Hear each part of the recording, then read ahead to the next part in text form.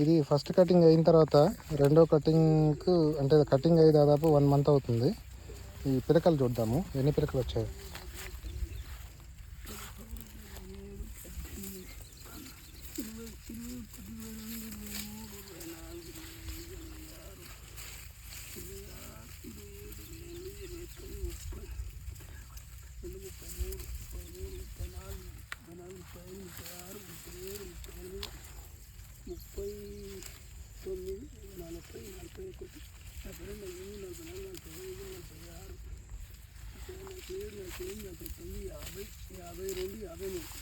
యాభై 53 పిలకలు వచ్చాయి.